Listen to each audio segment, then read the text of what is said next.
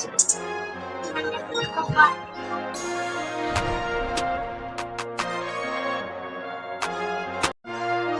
Cover is Sports Network.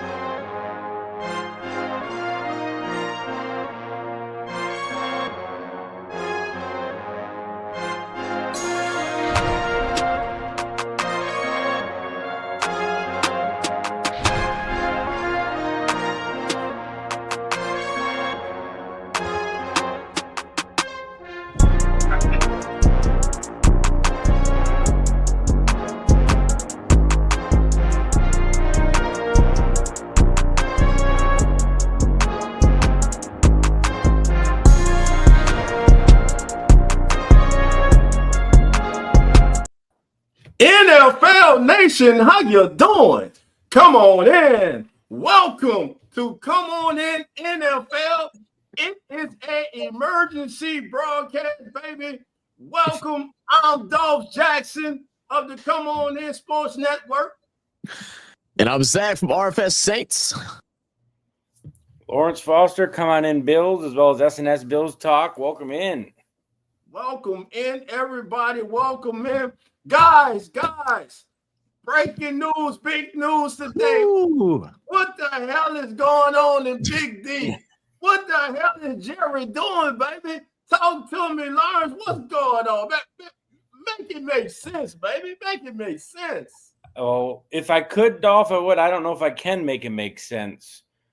Two first-round picks for Micah Parsons and a 30-year-old Kenny Clark to help the run defense, mind you. That's the big thing, right? According to Jerry. But when my buddy texted that, I thought he got by one of those fake online accounts like Adam Scheffler. I'm like, nah, there's no way he got traded there. Because I figure, this is gonna be one of those. Jerry's gonna milk the headlines, and the day before the game, he's gonna ink just like he did Dak last year, right? He was gonna ink Micah to a long-term deal and just wanted the headlines, but goodness gracious, Zach, he made the deal. It's crazy. God, it is mind blowing. So I got a group chat with a bunch of with a couple Packers fans in it, and we have been talking like all week about, is this going to happen? Like they're willing to throw out whatever they can to go and grab them.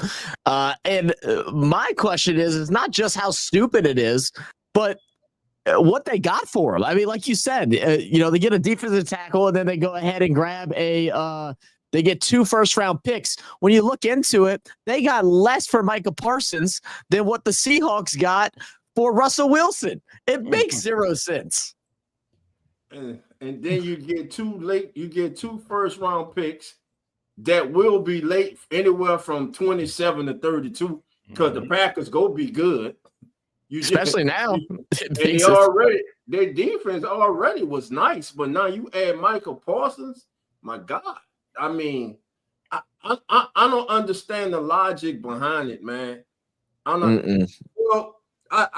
gonna say this. I think, as you heard when Jerry said we had a handshake. When we shake on it, it's a done deal. But Michael Parsons said, I went in there to talk about one thing, and they turned it into a discussion about the contract. And so, hey, I'm gonna have to run it by my agent. And the agent was like, no. And I just think Jerry Jones got caught up in his feelings and was like, hey, you go play. He's still, like he was saying for the last couple of weeks, he's on the contract. Yep. We control him this year, next year, and the next. So I just think the thing, it just hit a fan. When they start attacking, and Stephen Jones too, let everybody talking about Jerry, Stephen Jones too. True. When they start attacking this kid's character, talking about playing hurt, we gave Dak the money. They threw Dak on the bus too. Yeah. He got hurt. Like, right. I mean, come on, man. Like, I don't know what the thinking is. You get 2 picks and Kenny Clark for a kid who is arguably one of the top 3 most disruptive players in the National Football League on the defensive side of the ball. Yeah, I mean, look, you talk about the timeline, and I actually was able to find an article that broke down the timeline that's taken place, and it stems back all the way to last year with these negotiations. This isn't something that Micah Parsons just threw out there a couple of months leading into camp. No, this has been going on since 2024. It's been almost a full year that they have been trying to figure out what's best for both sides, the Cowboys and for Micah Parsons. So let me go over this, scan through this quick article here by Chris Quick and Carrie Anderson of Yahoo Sports. But like we said, it all started back before the 2024 season, where Micah Parsons reached out about an extension. Then after the 2024 season, Micah Parsons reaches out to the Cowboys again, saying how, he wants to negotiate another contract, and he'd like to get paid a little bit more. That kind of jumps us forward into March of 2025, where, like you alluded to, with Jerry Jones and Micah Parsons meeting, and that meeting that they had was to talk about leadership. And then you got Jerry Jones doing little, sketchy little behind the scene moves, talking about contract negotiation without his agent. So, Jerry's already being sketchy on that end of things, trying to, take advantage of Micah Parsons, butter him up a little bit, talk about leadership and his role and all this, and then try to shake a hand to make a deal. Like, I understand a handshake means a lot, especially, in the rule or world of like negotiations, but this isn't the like early 1900s anymore, guys. Like, that's why we have written contracts. That's why these players have agents, so they don't get taken advantage of. So from there, you go into April, where Micah Parsons, as he said throughout the whole thing, he wasn't going to skip practice. He showed up to voluntary workouts even without having a deal done. Now into June, he reports to training camp. July, reports, but the sides get separated. They're even further apart from the negotiation. And this is around the time whenever things come out where Jerry comes at the training camp and starts talking poorly of him to all the fans, just basically disrespecting your most talented player on your team. And now we fast forward into the late August, where Jerry Jones goes on the offensive, telling all the trade talking is bullshit, that, he's going to play. We're not worried about it. Like, it's all going to be fine. And just, not even a full month later, the trade comes out today. Micah Parsons sent to Green Bay. Right. And looking at Adam Schefter's most recent tweets on X-Man, these here were like 2 hours ago. Adam reports that Jerry Jones, when speaking about the trade today, says, "This gives us a chance to be a better team than we've had the last several years." I'm going to read that again. Trading Micah Parsons gives us a chance to be a better team than we've had the last several years. That's just one. Then here's another one. Jerry also said not to rule out the possibility of using some of these first-round draft picks to go get more talent now. Okay, so they may try to flip those. Jerry also said we did think it was the best interest of our organization. We gained a Pro Bowl player in the area that we had concerns in. Okay. Jerry goes on to say, the facts are we need to stop the run. We haven't been able to stop the run for several years. Okay, you got your 2 first-round picks. You got your Pro Bowl player. And you need to stop the run. Now, who's going to rush the damn passer? Let's see that. And to me, the funny thing is with the draft picks, like everyone's talking about, like, oh, you get a chance to get somebody like Mike. Yeah, we already had Micah Parsons. You don't need to like you said earlier, Dolph. Like the draft picks they got from Green Bay, assuming Love stays healthy, they're going to be towards the bottom of the round. It's not like they're going to be getting a chance to get a top tier Parsons. And the most like damning thing to me was even after this trade was agreed to, Parsons told a reporter, like, I gave Dallas a chance to match and like do this deal with me even after all this. And Jerry said, play on the 5th year. So like they had a chance. Like, man, I keep messing up. They had a chance to kind of like make it all good, and still was like, nah, play on this 5th year. The Packers did all the work for him, negotiating the contract. All you had to be like, all right, we'll do this. Yep. To me, that was like when I read that, I'm like, man, Jerry just seems so out of touch now, and this is like proof of that he is. Right, man. Yeah. I mean, yeah, I like you know, you get the first round picks and probably using those in trade probably is what more likely is to happen. But you act like defensive edge rushers, you know, elite ones of Micah Parsons' status. It just falls off of trees, man. I mean, you're talking about a guy that since he's entered the league these last 4 years, he's averaged just around 13 sacks a season. He's had 13 his first year, 13 and a half his second, 14 his third, and then coming off of a 12 sack year, which was his worst year. You know, it's insanity to me that his worst year, he's better than 90, at least 95% of the NFL. 90 better than 95. I'm still flabbergasted, guys. I still don't believe this. But go from Green Bay's perspective of like, man.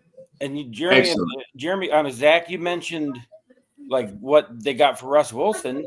The Seahawks traded more than that to get Jamal Adams a few years ago. And yes, that's crazy.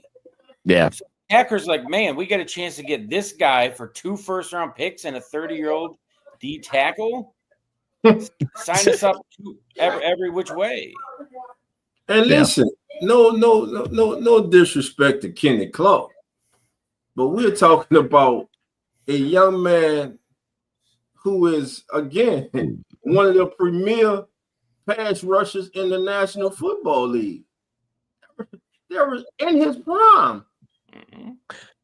Like in his prime, he's approaching his prime. He's just turned 26. Yeah, like it's not even like he's at the tail end or like in the middle of it. It's that he's 26. He's coming into his best years right now, and you go ahead and make this deal. And I think the thing that frustrates me the most about the whole situation, the fact that how Micah Parsons has handled this is just so beyond professional. You know, we're in the years now of the NFL when guys are uncomfortable with contract negotiations where they don't go to voluntaries. Shit, most veterans don't go to voluntaries anyway. You know, they don't show up to training camp. They don't do all this. He's been there, and it wasn't until you know, he came out and said the stuff publicly. Jerry Jones came out and said the stuff publicly that you could tell that he was just disconnected. But even at that point, he was still there in the building at the training camps and you know, working with the team. It's not like Micah Parsons was being a diva about it, wasn't being stubborn like everybody tries to put on these type of players that have these issues with their contracts. It wasn't that. He's deserving of a new contract. He's deserving of being one of the highest paid players in the defensive side of the ball. And you know, Jerry, for whatever, he's going to back up his trash and try to sell it like this is the right thing for the Cowboys because he just can't admit that he was wrong. No. Yeah, and earlier this year, courtesy of Cowboys Wire, this article was written by Jazz Monette and Mike Florio of NBC Sports reported that Michael Parsons filed a grievance earlier this year over his over the value of his 5th-year option salary. The Cowboys were offering it at $21.3 million. Parsons believed it should be $24 million, and so they were at odds over $2.7 million. And the Player Association also agrees and lists him at the highest amount. So this is something that's been brewing for a while, man. Plain and simple. Jerry did say, I believe it was reported, I saw that the Cowboys offered him like a 6-year, $222 million contract, but I believe his agent informed him that was not a good deal because that would affect him in getting another big contract. I'm gonna say, he's like Zach said, he's still young. He's gonna play this 4-year deal out, and he's gonna get another one. Right. Yeah, it's definitely crazy. And like you said, or like Slim says in the comments, man, then trade him to a playoff contender. And unless I'm tripping, didn't the Cowboys lose to the Packers recently in the playoffs, or am I thinking of a different team? Yeah, they got destroyed by them. Yeah. Oh, right. Guess what? And guess what, Zach? Yeah. Sunday Night Football. Yeah, Packers Cowboys. Oh, it's about to be amazing. We're gonna have to cancel whatever we got going on that week, and we're gonna have to cover it. I mean, it's must see TV at this point, bro. Matter of fact, I think I'm gonna go out live for that one. I'm gonna go try to get some interviews and stuff for that one, man. That's a crazy atmosphere, man. Absolutely. What up, Cowboy? What up, Cowboy? What's going on, gentlemen? How we doing this evening? Doing fine, my brother, man. Oh yeah, I'm ecstatic. I cannot wait for that game. Help us make sense of it. Make sense of it, Cowboy. Make sense of it. I actually really can't, brother. I really can't. Because the first thing that would have came to mind when Michael said he wanted to be out of Dallas, I would not have traded to anybody I would have to go through to get to the Super Bowl. Yeah. I would have traded him out. I mean, that, and not only do you trade him to a team you have to go through, your offense is going to be almost nil because they already got what's the guy on the other side? Young guy. Sam Diggs? Sam? Good gracious alive. He's a young kid. You talking about the other edge? What's his name? Rashawn Walker? Yeah, that's him. That's him. I mean, they're not going to be able to do nothing. I mean, Dak is already shook. He's not as mobile as he used to be. So I'm like, where's your offense going to come from now? Because you're going to feel so much pressure. And I mean, all they will have to do is find a guy to fill that middle, which I'm pretty sure they won't have to find that. I mean, Green Bay already has a nice defense, period. They just added to it. They didn't lose anybody. So I'm like, you lost to these cats last year, got beat up. They made it better. They went that much better. And I'm like I said, going to a team that I know I have to go through, it would not have happened. I would have went anywhere outside of the NFC. No way I would have stayed in the NFC. I'm happy he stayed in the NFC. I'm going to like Kansas City or Cincinnati or something. Rumors of the Bills getting involved too. I thought I heard some things. I would have traded 3 first-round picks for. I mean, they should have called Buffalo for that. And that's the thing too. I mean, you let them go for 2 first-round draft picks when you could have gotten maybe 3 and a player. I mean, to let them go, and I understand. Parsons wanted to be out. Some seconds and some thirds in there, like something like 2 firsts is just unreal. Like that is it's just such a bad deal. But whenever the whole world knows how disgruntled Micah has been, how vocal Jerry's been, and Jerry's arrogance hurts him because he's sitting there like, oh, I don't care. I can turn water into wine. So I'm not tripping about it. I don't care. I'll take the 2 firsts. I ain't trying to stretch it out.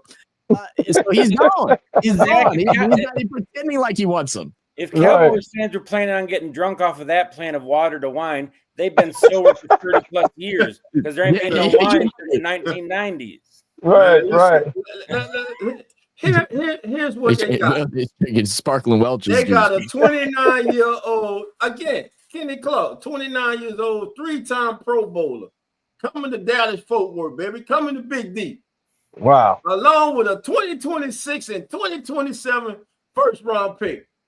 Who goes out the door? Micah Parsons, a 26-year-old all-pro game changer who's had 12 or more sacks.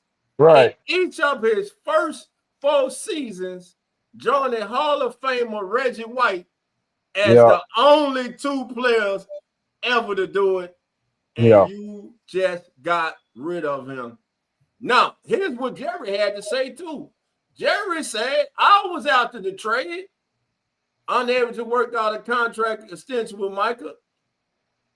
It's a move that we believe is best for Dallas and could be a boon for the franchise. He compared it to the Herschel Walker trade 35 years earlier. Obviously, we did think it was in the best interest of our organization Jones said while speaking to a hastily assembled media corps at the improper news conference at the Star. Not only the future, but right now, this season, we gained a Pro Bowl player in an area that we had big concerns in. But hey, you know what that sounds like? That sounds like Jerry trying to save face. That's exactly what it sounds like. That says on it. Yeah, you got to say, Jerry's. You got to wonder too how this is going to affect the rest of the locker room and affect their future. Because I mean, right now you have absolutely nobody to fill that spot. Nobody. Hey, and they threw their quarterback under the bus. That part. We paid him and he got hurt. But I'm just concerned about the run game. They're going to be better because everyone's going to be passing on them now. So the run game stats are going to be a lot better now. But now those passing numbers defensively are going to be going up and down. So what's he going to do? Use those 4 first-round picks to trade Parsons back next year? Like, man, we need to fix this pass rush. Let's go get somebody. Right. It's revolving crazy, door. Man. Yeah. Man, let's look. I'm taking a look at just the sack leaders over the last 5 years. Now, mind you, Mike has only played 4. He's ranked 5 at 52.5 sacks. You got Nick Bosa ahead of him with 53.5. Trey Hendrickson 70.5. Myles Garrett 72. TJ Watt 73. So if he would just stay on trend with his average at 13, you're talking about the 4th highest sack producer in the league in the span of the last 5 years. Since he's been in the league, he has been top 4 in that category. Oh man. I don't know the drama. You know what? And people say that, and that's one of the things that that Mike had against him was he brought drama with him. I don't give a flip. That man may bring all the drama he wants to. Now, as long as it didn't affect like the rest of the team, let that man do whatever he want to do. Let his family say whatever they want to say. As long as he keep producing for you, you pay him. You pay him. That man is giving you exactly what you pay him to be. What drama does Micah bring to a team? Like, because he does a podcast? Yeah. Well, you know, he did. Say on the podcast that brings drama. I've never even heard him be like confrontational in his podcast. I think Micah too knew he had a leg to stand on, so he was gonna stand on business with Jared. And it's probably was the same way. Who was that with us? I forgot who it was with us. That good grace alive. A lot of these owners take pride in what they built, right? So if you go in there trying to negotiate and you use a certain lingo, certain language that they don't, that normally deal with, they take offense to it. So they don't really care what decision they make and how it affects the team. They're going to make it if they don't want you there, especially if they feel like they've been, offended. A lot of them just don't do it. Right. So let me ask Lawrence this real quick, man. Lawrence, as far as Green Bay goes, where does this put them now? As far as the top in the NFL and in the NFC, and let's also talk about the NFC North now is probably one of the most dangerous divisions in NFL. Of course. And you looked at Green Bay going in, like you thought one of their weaknesses was pass rush, right? They had a good, strong off, and now they addressed that in a huge way. I think they got to be right up there with favorites in the NFC at this point, right? As long as Love stays healthy, they drafted that number 1 wide receiver, which they hadn't had. Right, they had a lot of Golden. They got Golden. They got rid of Jair Alexander, but they played most of last year without him and did pretty well without Jair, right? Yeah, right. They addressed their biggest need in a huge way, giving up 2 first-round picks, which is nothing. Wow. So the future is, but I would take them as the favorite in that division right now. Personally. Yeah, I agree. This puts them. Well, I say it keeps them in contention because they were never out of it. They keeps them in contention. He's a game wrecker, man. Yeah, he's a game wrecker. So now, if you're a team in the NFC North, man, you now have to game plan for this young man. Like, where is he lining up on the field? Now, as far as the defensive coordinator for the Packers, I'm ecstatic right now. Because his job is safe for the next 4 or 5 years. I can put him at either end linebacker. Yeah, you play him. You'll never know where you gonna line up at. Yeah, and that would make Michael so dangerous. You could have put him anywhere on that line, and you couldn't account for him. You couldn't. I mean, you talk about a phenom at his best. Even when he had that little surge, that shoulder injury, he still came back in the game and performed. I mean, it wasn't nowhere near where he was at the level, but he still performed injured otherwise. But So you talking about if you draw a parallel, Mhm. like, is this the same thing as when the Packers, when free agency first began in the early '90s, when they got Reggie White, where they had Brett Favre, and like they were just on the cusp of becoming? Is this going to have the same impact? Well, Reggie White came from the USFL, so that's a little different. But And I was about to say, he came from the Eagles. He came from the Eagles. So Yeah, he came that's from the right. Eagles. That's right. Yeah, Yeah, he came from the was Eagles. with the Eagles first. Yeah. Yeah. Then So he like, went is that But going to have the same impact? Yeah, but this move here is even more impactful, I think. Because you talking about a player. Because I think Reggie he wasn't at the top of his game. Reggie was still performing, but he wasn't elite. Or Reggie White. Michael is still in that category. You can still count him as elite. Yeah, Still growing. yeah, he's still growing. He's still young. Yeah, he hasn't reached his peak yet. Yeah, but it's still on that same level as a Reggie White type move. But I think it's more impactful though, and it works to the advantage of Green Bay. I mean, the move didn't just make sense to me. If it wasn't a money issue or a character issue, what other issue is it? Right. And here's what Adam Schefter had to say about it. Let me share this with everybody. 6:46 a.m. this morning, I texted a few people that I work with. I said, this league is, in old capital letters, relentless. Monday, we had Terry McLaurin resign, Trey Hendrickson resign, Joe Mixon ruled out for at least 4 games, Amari Cooper returned to the Raiders, and the Cleveland Browns trade Kenny Pickett. That was Monday. On Tuesday, we had hundreds of cuts. The Titans losing Tajay Spears for at least 4 games. Taylor Swift and Travis Kelce getting engaged. The world story, but a football story too.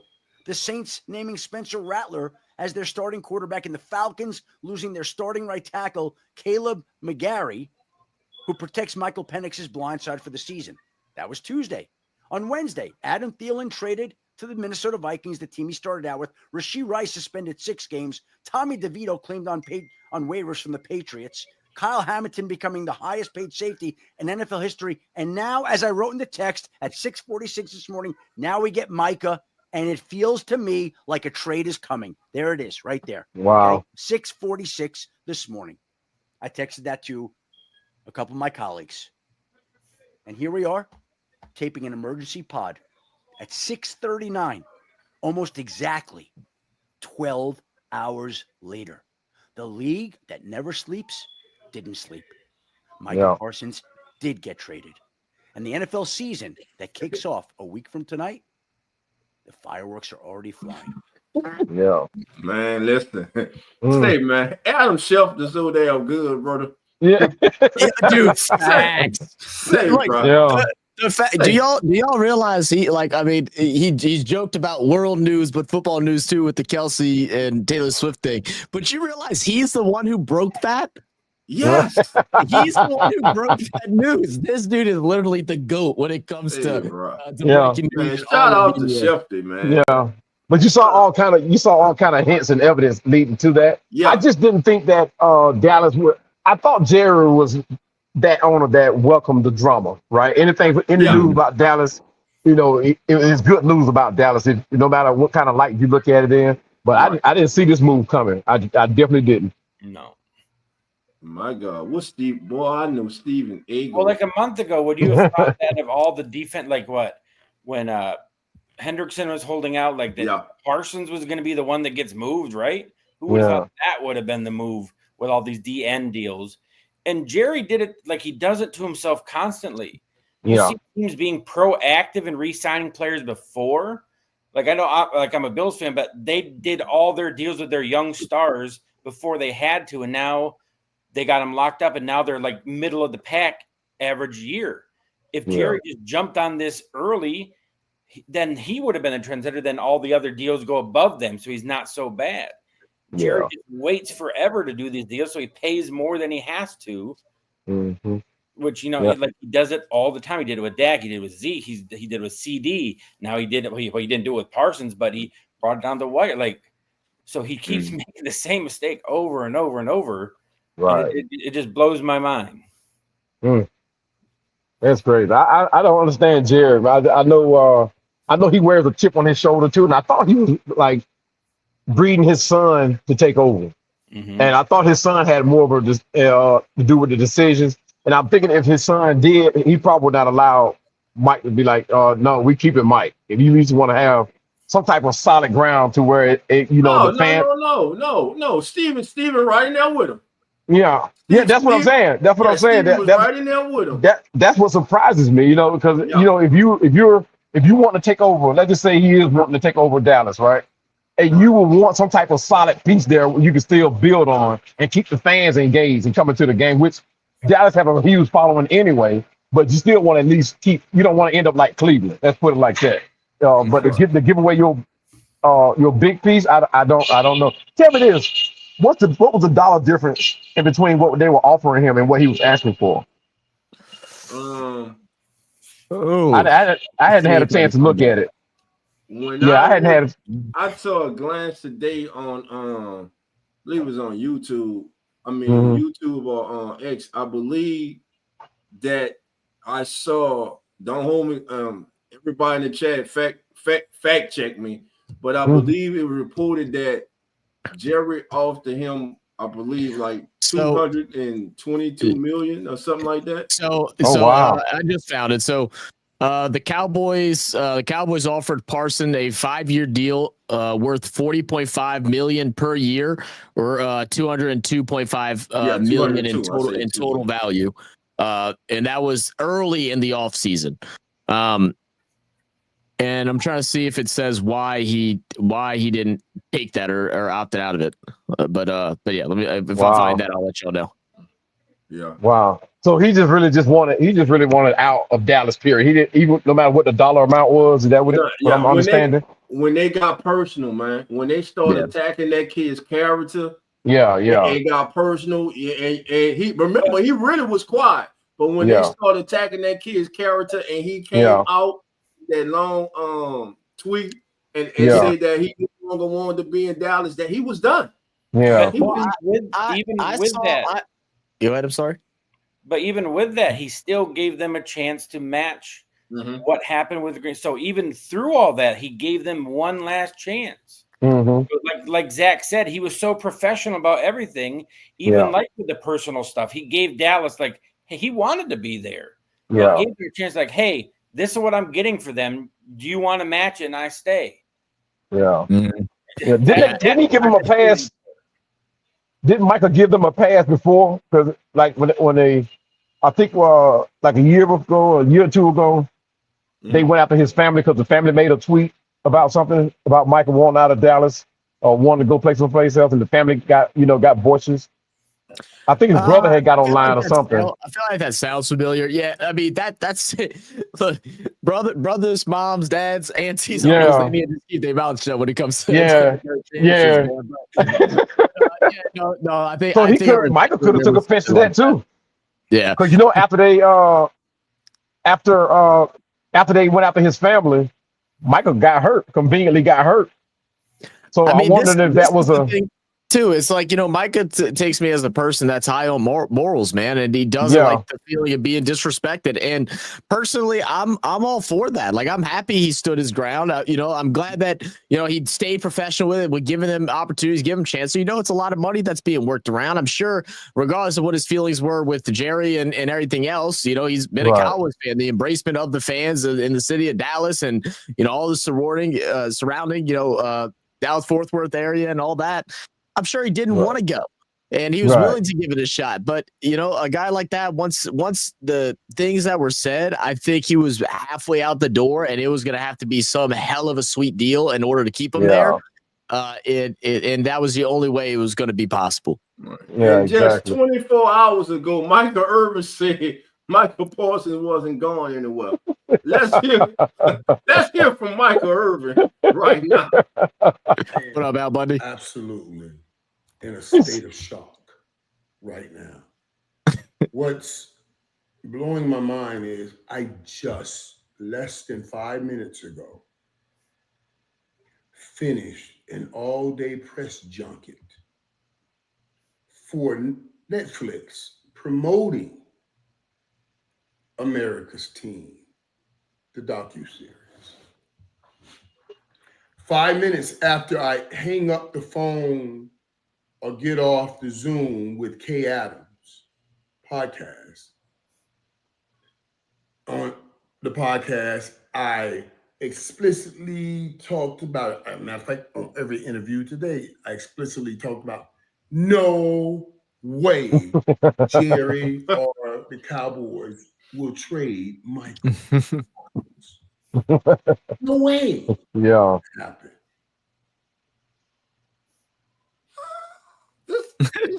I love it, man. Going back to Brazil. Jerry is not that crazy and not that stupid, and he's certainly not dumb. No way is he trading Michael Parsons. Wow.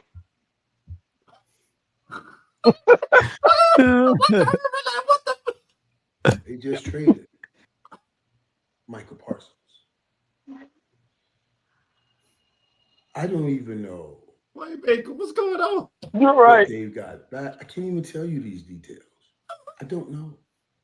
I mean, when I'm telling you, I literally just finished, and they gave me this. My phone's blowing up. Everybody's texting me. My phone is blowing up right now.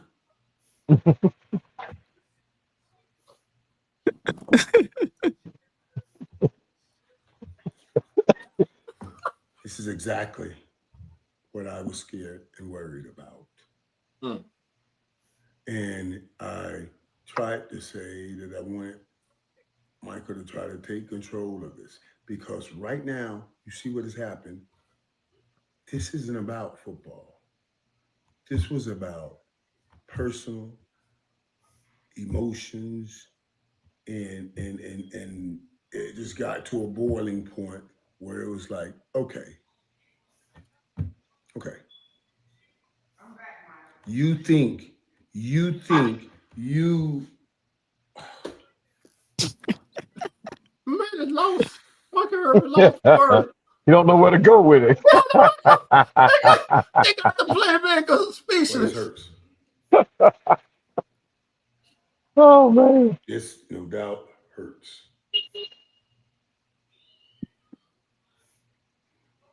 Wow. Wow, bro. I mean, Yeah. Man, got Micah Irvin, like, what the like, what the Wow. hell is going on, man? Like, man. Hey, we But thank y'all all are right, though. 32 for being here with us. Do us a favor, family. Hit that subscribe button. This is Come On In NFL. This is a special emergency broadcast. And we are just like Micah Irvin, but Micah Irvin's expression and demeanor sums up how most of Cowboy Nation feels right now. My best friend in the world, one of my best friends in the world, my brother, called me and said, man, I thought you told me he wasn't going anywhere. I said, bro, I thought they would work it out, but it got personal, bro. And then yesterday, when we start hearing about the rumors that the Packers and Cowboys were talking, and then when it came out, start coming out from credible sources like Erie, Schefter, and others, and they said the talks had intensified, I was like, whoa, this really might happen. Yeah. And so I'm driving home today, and I get a call from one of my friends, one of our subscribers and good friend, and he's like, Dolph, I know you heard about the trade. I'm thinking he's calling to talk about the Saints. I'm like, damn, we done traded away somebody else. We traded away another draft pick. He said, no. I said, what you talking about? He said, no, if you didn't get the notification. I said, no, what you talking about? The Cowboys just traded Micah Parsons. I said, man, get the hell out of here. He Yeah. said, nah. And I just started going through my phone, and I went to NFL.com. I went to then I turned it on the radio. Mm-hmm. 105.3, the Fan. And I'm telling you, everybody is in shock. Cannot believe what just has occurred, man. Wow. I would love to just be strolling down downtown Dallas right now. You know, Oh, just man. walking around. But this is what y'all got to understand, though. Be a Green Bay Packers jersey just for the fun. You might not make it out of Dallas. You might, don't do that. You might not make it out of Dallas. Yeah. But what's and within the last within the last year, this city has seen two of its most iconic athletes of their franchise, proud franchises in the NBA and NFL traded away. Yeah. Luka got traded to the Lakers, and now Jerry Jones trades Micah Parsons. Wow. Not the AFC team, but to a team that now he makes a Super Bowl contender. Yeah. Yeah. A team that he will see in 4 weeks on Sunday Night Football, which will get the biggest ratings maybe of all times on Sunday Night Football. We would definitely be live for that game here on the Come On In Sports Network. I guarantee you, there ain't no way. I don't care nothing about no Saints game, nothing like that. I'm streaming that game right there. Matter of fact, I'm going in the field. I'm going to be in the field, and I'm going to talk to as many Cowboy fans as I can. I want to see how many Micah Parsons jerseys, Cowboy jerseys are in there, are in the crowd. Oh, I'm sure it'll be a bunch. Oh, my God. It is. Right now, there are some young kids somewhere tonight crying himself to sleep because his favorite player, Micah Parsons, just got traded. There's adults doing that, Dolph, not just kids. Oh, yeah. Big kids. Hey, look at here. Kids. Look here. Time out. I got something for y'all. I want y'all to bring Cowboy fan on. Come on. I want y'all to enjoy this. All right. I want y'all to enjoy this. Don't do it to him, Cowboy. Do it to him. Check out the cowboy. Look at him. What about the cowboy? Tell us what's going on, man. Hey, he can't hear you. I got my earphones on, but they saying what's up, man. That's what this whole podcast is about. It's about the Micah Parsons trade. So yeah, man, I've been on him all night. Look, I even brought the red towel out on him. Go it. Super Bowl down. Super Bowl down. And somehow or another, he's still optimistic. Cowboy. What you got? Call EMT to get that man Super Bowl down. He said call EMT to get you checked. Call EMT to get that man checked, bro. Yeah, check for some more. He's suffering from the same thing Jerry's suffering from. He said you suffer from the same thing Jerry Jones suffering from. Dementia. Oh, no, don't do it like that. He said don't do him like that, y'all. Not Jones. Your owner did it to you, not me. He said the owner did it to you. Oh, man. Hey, man, we've had a blast here on that subject, man. I'm telling you, we just. Hey, as soon as I heard it, man, I said, I got the crying towel for you. Hey, look. You got the red towel, dog. Hey, I was calling them on the radio. You got the red carpet, but it's a red towel. Hey, I was calling him on the radio. Apparently, he must have already heard the news. I'm calling him on the radio. He wouldn't even answer me. I said, this nigga don't want shit. Talking about them goddamn Cowboys. Still Super Bowl bound. 30 years ago. Well, yeah. Yeah. But yeah, man. Wow. Yeah. That's great. But man, I'll tell you. It's going broadcast. No, not ESPN, StreamYard. Yeah. Go ahead. Hey, Cowboy, tell them to follow us, baby. Tell them to follow us. I got him. Yes, I got him. But yeah, I tell you what, I'm gonna get back on this hill. And I'll tell you what, We're gonna pick up some goddamn five on the way. He better get back on that little fire, write him up. That's what he better do. Yeah. Talking about the Falcons. Hey, you should. Yeah. You should Okay, write. Lawrence. You should write his ass up and talk about they going to the Super Bowl. Well, you should write him up. For. He definitely gonna get that. I mean, but again, going back to Micah Irvin, bro, that Mm-hmm. you can see that cut that man. Yeah. And that's how many Cowboys. Yeah, I know I see Cowboy in my second team, you know, but I ain't dialed in like that. But that damn, you trade Michael Parsons For uncertainty, from too uncertain.